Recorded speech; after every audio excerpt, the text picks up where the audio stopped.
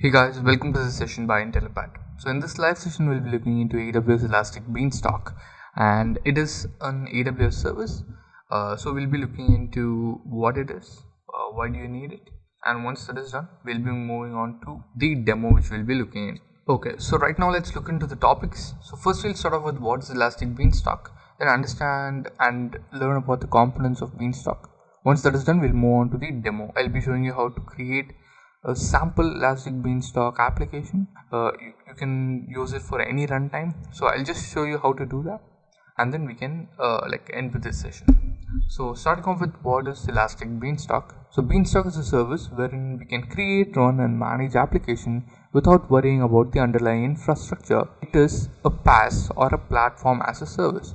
So you get a platform or a website in which you basically put in all the details to create an application, but in this case you don't need to worry about where the servers are going to be created, how is it going to be created, or the configuration of the server. You don't need to worry about anything because Elastic Beanstalk does that for you. It automatically provisions everything, and when you delete the Beanstalk application, it deprovisions the service. So Beanstalk is basically a platform in which you just provide all the information, and you don't need to worry about the infrastructure part. You just have to worry about your code part. You'll just have to upload your code and make sure your code is well and good. So in EC2, if you look at this, you'll get the infrastructure itself. You get the server itself. You can install softwares within the EC2 server and then upload your code so that you can make your code run in a web server or whichever server. For a database, you can install a database server. That doesn't matter. So in this case, you don't need to worry about the infrastructure itself.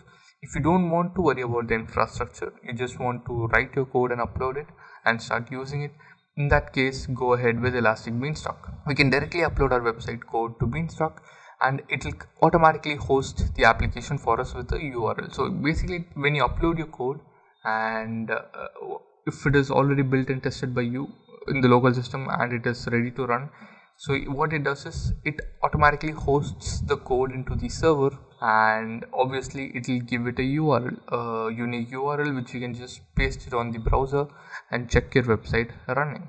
So this URL is a domain provided by AWS itself. It's not a domain which you can purchase. You can basically do that using Route 53, or there are other tools. You can go ahead and use GoDaddy. Let's say your website is running on Elastic Beanstalk, and if you want to redirect it when you type in a particular domain name, in that case you can go with those tools like Route 53 or GoDaddy to do domain based hosted zone routing. We can concentrate on the code of our application than on the architecture on which it is hosted. This is what I was trying to explain. So if it is EC2, in that case you worry more about the infrastructure itself, that is installing the softwares, maintaining it, monitoring it. But in Beanstalk you don't need to worry about all of that. The Beanstalk application itself will look into it. You'll just have to worry about the code which you're going to write for the application which you're going to upload to the Beanstalk environment. Okay. So now what are the Beanstalk supported programming languages? So the top languages are on the right side. So Python, Java, Go, Node.js, .NET Core, which suffices of C#. You can use VB.NET, ASP.NET, and then Ruby on Rails. If you look at the left side, there are again some generic, that is Docker and multi-container Docker. You can directly run a Docker container within the Elastic Beanstalk environment.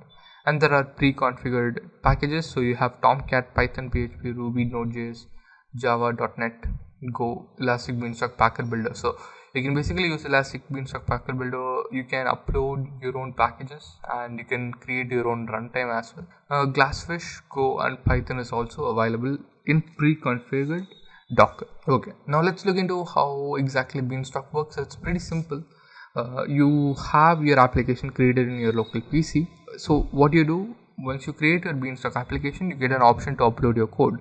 So you click on the upload option, you upload the code which you have in your local PC. Once it is uploaded, it will start launching the environment. That is, it will be deploying the new version, and then the new version gets deployed and your website is up and running. then you have the access to manage the environment. That is, once the application is successfully uploaded, you have the ability to manage the environment. That is, you can upload a new version of your application from the local PC. Yeah, so that's basically it. And all the application versions are stored in your Elastic Beanstalk applications. So let's say right now I upload a new version, and 2 days later I'm uploading another version. So now the latest version would be the website which is hosted on the Beanstalk application, but still if you want to revert back to the older application, that will still be available in the versions. So this is Beanstalk. You can simply upload it. Also you can enable auto scaling, you can enable load balancing, you can create an RDS database within the Elastic Beanstalk environment itself.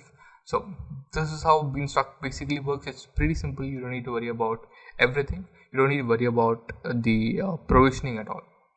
Now the concepts. So first, the application. In Beanstalk, an application is the folder we upload, which is a logical collection of the app version, environment and configurations. So basically in Beanstalk, what you upload is the folder which has all the files which you'll have to upload, and the files basically you'll have to zip it and upload it. And for example, if you choose a Python runtime, your application should obviously be a Python application. If it is a PHP runtime, your application should obviously be a PHP application. Next comes the application version. So this is what I was trying to explain. You can upload a version right now and a newer version later. So the newer version will get a latest version number, and the older version would be stored, but you won't be seeing it. So if you want to revert back to it, you'll just have to go to the page in which all the versions of the applications are available, and then you can just revert back to it. Environment. An environment is a collection of AWS resources on which our applications runs. In an environment at a time, only one version can run. So this is what I was again trying to explain. You create an application, and inside the application you can have multiple environments, but let's say there is only one environment right now, which is for a web server where you are running a website, and now the website is running on version 1. So later you create a new version and upload it, but the older version will not be running right now. Only the newer version will be running, because one environment can run only one version of the application.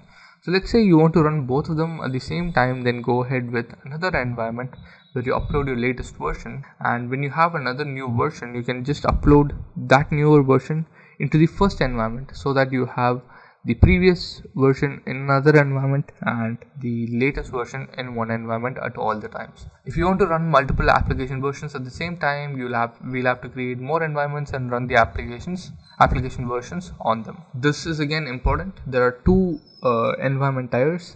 The first tier is web server environment, second tier is worker environment. So while you're launching environment in Elastic Beanstalk, you'll have to choose one of them. Web server, to be pretty simple, it's just a runtime, a server where you host your website. Worker environment is mainly used for background tasks. So let's say in your website you have an option to transform an image into a certain, let's say it is a editing platform. So now that editing code can be in the worker environment, and yeah, so whenever you click on the button to transform the image, that will basically transform the image which is available, which you upload, and that code is available in the worker environment. When you click on the button, the worker environment is triggered, the image is taken, transformed, and it is shown to you back in the web server environment. So you will be provided with a URL in the web server environment. In the worker environment, you won't be. For example, you can process videos, or you can create a code which generates a zip archive directly from a GitHub or a different repository. So you can do all of this. These are the two main things. One is a web server environment where you can host your website. Second is an environment where you run your background tasks or keep your business logic available in. So this is how a web server environment basically looks. So this is Route 53. It is basically to redirect your website's traffic into one single entity. So here you can have a domain name. Let's say this application's name is www.application.com. so you enter that in the browser. So now it will check in the Route 53's DNS records. It will check for if there is an IP address or if there is an alias which is contradicting to application.com. So inside of it, you will get the Elastic Beanstalk website's URL, and or you will get the ELB, that is Elastic Load Balancer's URL. So that URL is the one which will get redirected from Route 53, but the users or the public will not know this particular URL. They'll just know the application's actual URL, actual domain name. And once that is done, it will just take you to a random instance according to the load balancer you have. If you have a classic load balancer, it will take you to a random one. If you have an application load balancer, it will take you to the server with the particular application. So that depends on the load balancer. And yeah, so this is how it looks. It is inside a security group, which is inside an auto scaling group, which increases and decreases according to the traffic, which is inside an availability zone, and all of this is within a region. And this is a worker environment. So this is the web server environment. I think so. This is how this is just shown here. So this Elastic Beanstalk application is the complete web server environment. You just have your load balancing over here, the internet. So in between you can have a Route 53. So you can have Route 53. So now coming over here, there is an option triggered or a feature triggered in the Elastic Beanstalk application. So you have an SQS message which creates the first message, puts it in the SQS queue, and sends it to the worker environment, in which they have a daemon running at all times to check if there is a new SQS message. So if there is a new SQS message, it takes it, puts it into the Elastic Beanstalk application, which has the code running at all times. So it will use this message to gather what information and what tasks should be done, and the task will be successfully done. And this application is monitored again, auto scaling is available. So it's the same setup, but inside the Beanstalk application you have servers, right? So in these servers you have the website hosted. In these servers you have the code which runs in the background of the website is hosted. So now once the SQS message is received, once all of that processing is done, the daemon sends back a new message, and this website will receive its content from this particular EC2 instance or this particular Elastic Beanstalk application. Okay, so these are the two different environment architectures. Now going to the environment configuration, there are parameters we enter while creating an environment. Let's say we have selected Node.js as a runtime, then it will be completely installed on the servers that it's been served. We can also update our configuration whenever we need. Beanstalk will either apply the changes to the existing resources or delete and deploy new resources. So while creating an environment, you provide certain parameters. So you select your runtime, you can go advanced, that is you can go into the configurations and change certain things, but to keep it very simple, you provide your name, choose the runtime, and you can just select if you want to upload your application at that time or go with a sample application, and that is more than enough to create a Beanstalk application at the beginning. You can also update the configuration later once you create your web server or your worker environment. Saved configuration, so once it is created, you can basically create a template using it. It is a template that we can create which contains the configuration details, which we can use to directly create the environment which we need. So let's say you create a template and you can just delete the environment whenever you want, because you can just create the exact same environment with the template available. You'll just have to run the template, and that template will create Beanstalk application with the required environment and the application inside of it. It is just like a copy of the environment which you have running. Platform, so these are the platforms which are available. This I already showed to you. So this is the concepts, guys. These are the concepts. Concepts in the sense, the basic concepts. Is still a lot to Beanstalk.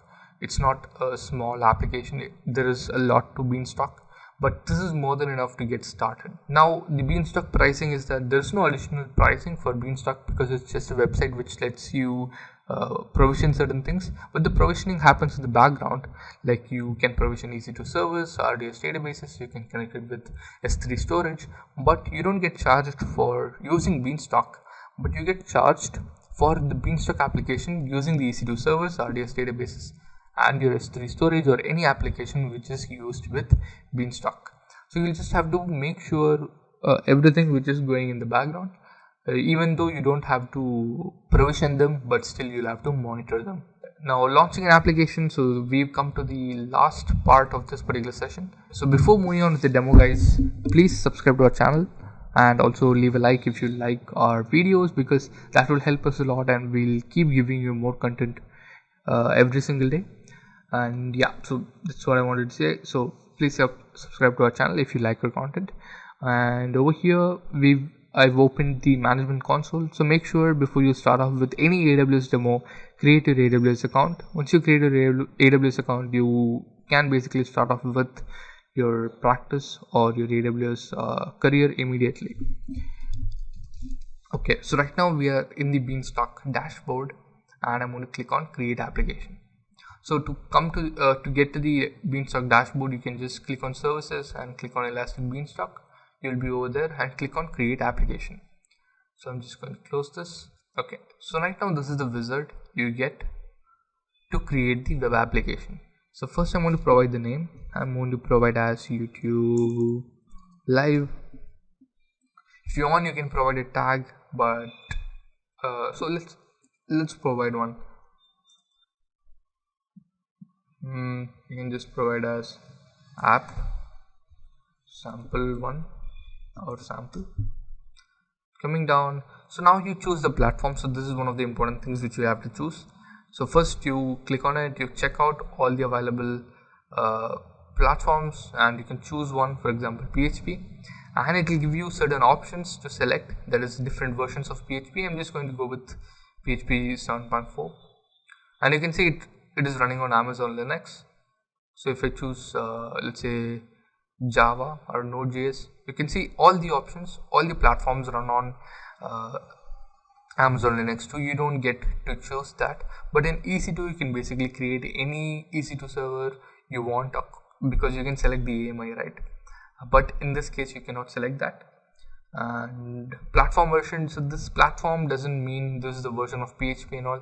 This is the version of the runtime which is inside the Amazon Linux too for any of these platforms which you choose. So you don't need to worry about this. Let it be in the recommended platform version. Coming down, so you get the sample application and upload your code. So to get started, to just know how to create an Elastic Beanstalk application, you can just click on sample application and then just click on create application. That is more than enough to create one. But I just wanted to show you what are the configuration options which are available. Okay. So now over here you can see the environment type is single instance. That is, I have only one instance for this Elastic Beanstalk application, and the instance type is Fido.micro, which is under free tier eligibility. So you can click on this and you can change the instance type to whichever instance type you want. It does not change the platform in which the runtime is running. For example, PHP is running on Amazon Linux too. You cannot change that, but you can change the instance type to increase your virtual CPUs and memory. Also, you can make it load balanced or single instance. So if you make it load balanced, obviously it will cost you more. For practice, go with single instance. And then coming down, you have an on-demand instance and spot instance. If you have a spot instance, then go with it, but most of you won't have, because it's again expensive upfront. It's expensive. Or just go with an on-demand instance for practice. And then over here you can see you get an AMI ID. Now you can change the AMI to Ubuntu, or you can change it to SUSE Linux or Red Hat. So you can change this to any AMI you want, but the thing is, the AMI which you choose should be compatible with the application you are running. So make sure you put in an accurate AMI. And over here you can see you can create a database as well. So right now there is no database. You can just provide the engine type, the engine version, the type of instance, storage, username, password, and that's more than enough to create a database inside of this environment. And over here, what else is there? So there is security and there is notifications. You can set up an SNS topic, and yeah, so that's it. You can just also you can create a VPC inside of which you create this environment, but right now it's not within a VPC. So I'm just going to not use a VPC for this and let it be in the default one. Okay, so now as we provided everything, yeah, so single instance, it's free tier eligible. You can click on these presets itself to get more info of this. So managed updates, you can see there is a weekly update window, Thursday 6 UTC. You can enable this or disable this, it's according to your needs. Over here you have monitoring and it's enhanced. I'm just going to make it basic, or you can make it enhanced, no issues about that. If it is under free tier, if it shows under free tier, then you don't have to worry about it. Whichever is under free tier doesn't cost you money for the first 12 months because it is free tier eligible, and also it should not go beyond the 750 hours for your EC2 instance. So also make sure that doesn't happen, otherwise you will get build a little bit of money. Also, you can select one of these, or high availability spot and on demand instances, or you can just select on custom configuration and edit this particular configuration window however you want to do it. Okay, so now everything, I did not change anything, I just kept it. I just showed you what are the things which are available in Beanstalk. So now clicking on create application, it will obviously take some time to create the application. First it will start off by creating the environment. It will create a storage bucket for the environment data. That is, once you create your environment, it has to store the metadata. It has to store whichever data is getting uploaded or the temporary data to a location, and that location is going to be this particular S3 bucket which got created just now. And you got a security group which gets created. So environment, so installation, initialization progress. There are no instances right now. So an Elastic IP address got created. Why an Elastic IP address got created? Because whenever you restart the application or restart the Beanstalk environment, the IP should not change, it should remain the same. So for that you need an EIP. So as I told you, it obviously takes some time. Let me take you to some of the places.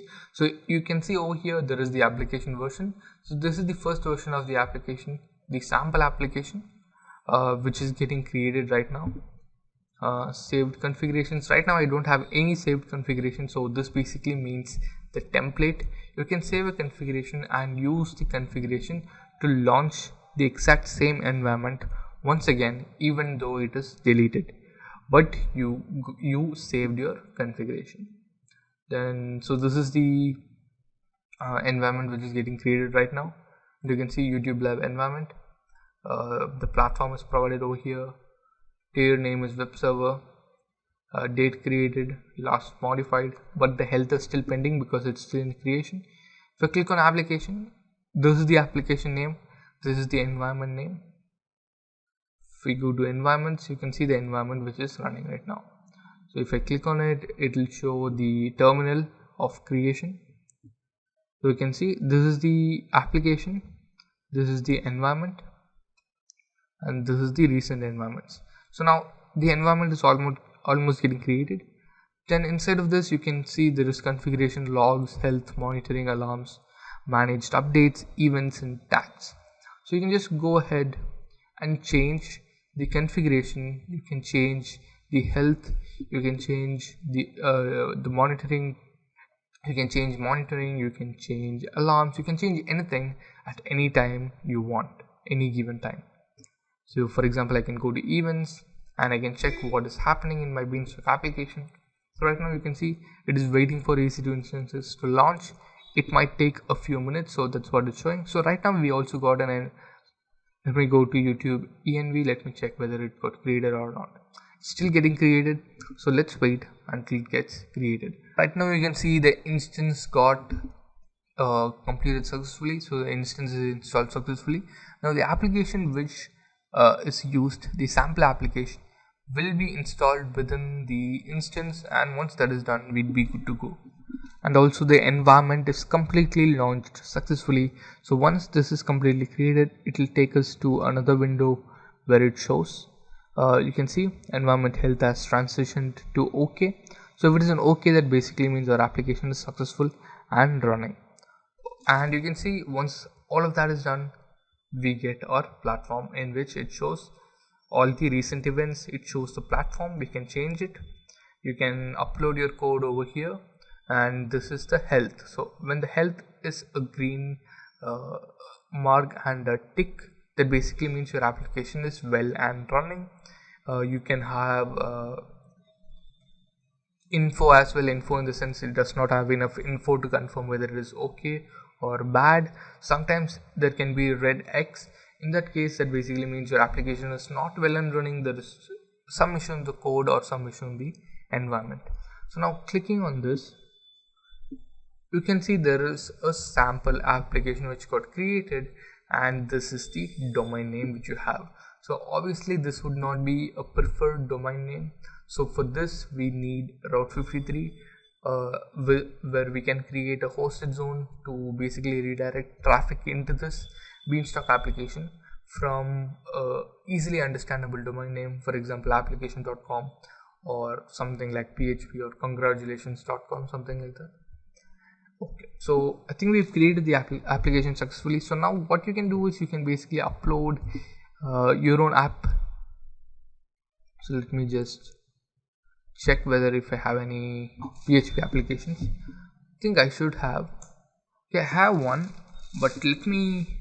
So okay, so before uploading the application, what you'll have to do is you will have to basically zip that particular file. So let me go to local disk D. Have to go to XAMPP, htdocs. This is the application. So instead of this, it's already zipped. I'll just delete this. So how you'll have to zip the file is, this is a PHP application. So let me just run this in the local PC and check.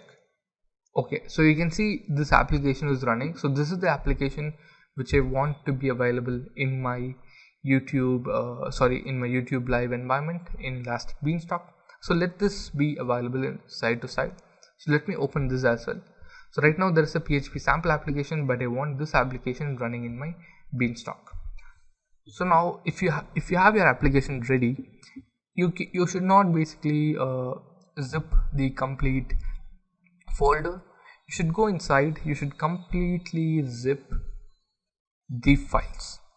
Obviously it has a lot of small files. Whenever there's a lot of small files, it will take some time to zip. If there's just a few larger files, it will obviously do it faster.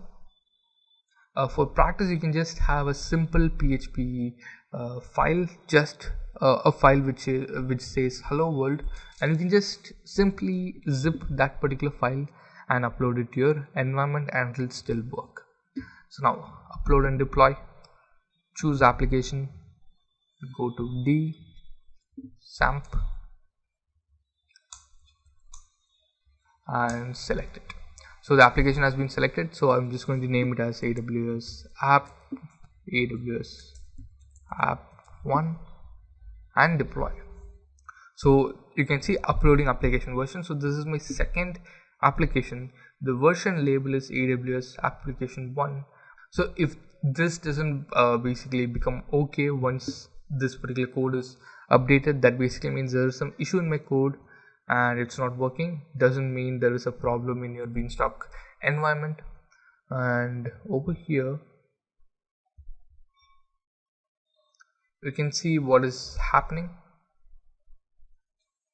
Environment is getting updated, and where is application versions. So if you go to application versions, you can see this is the first app, this is the second application.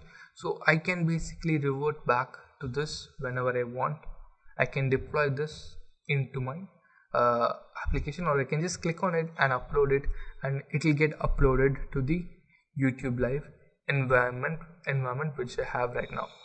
So if it successfully uploads, then that basically means I can revert back to my old application. So now my new application is uploading, deploying new version to instances, environment update is completed. So I think it's done. Okay, let me click on it. So we have this in our local PC. Let me refresh this. If my application is successfully running, In that case, we have successfully uploaded our local application into Elastic Beanstalk. We did not, okay, so it is done. So we do not provision any servers, we do not install any web servers. We just created a Beanstalk application in which we uploaded our PHP code inside the PHP environment, and it automatically hosted the code for us, and you can exactly see it's working right now. So this is my local PC. This is the URL which I'm running for Elastic Beanstalk, and it has been successfully uploaded. My application is successfully running. Now going back to delete, you can basically, to delete the environment, you can also delete the complete application. You can see over here, you can just delete the complete application, and this will delete. See, if you proceed with this action, the following environments will be terminated. So once you delete this, it will also delete the environment within it. We'll just close it, and this is more than enough. Once you do this, your application and the environment within it will start getting deleted. So you can see it starts loading, and if you go to view events, you can see it will start deleting right now. So it will take some time to show all these events. This is create environment, okay. So you can see EC2 instances waiting to terminate, and this is more than enough. Everything will be done before you even you don't even have to check. You can just delete the environment and go ahead. So our session is done. Let me go over here. This is the last part of the session, guys. I think I've shown you enough to get you started with Elastic Beanstalk. So coming to the end of this session, thank you for attending this session. Also, please subscribe to our channel so that you can get more content like this and more content in all the technologies you want. If you like the video, if you basically like the video, leave a like. Also put down a comment. If you want any new videos, again put down that particular topic in the comment. Also, if you have any issues, or if you want to make this video any better audio or video wise, you can just put that in the comment, and we'll take a look at it, and we'll surely improve upon us. Okay, so thank you for attending this session. Meet you in another session.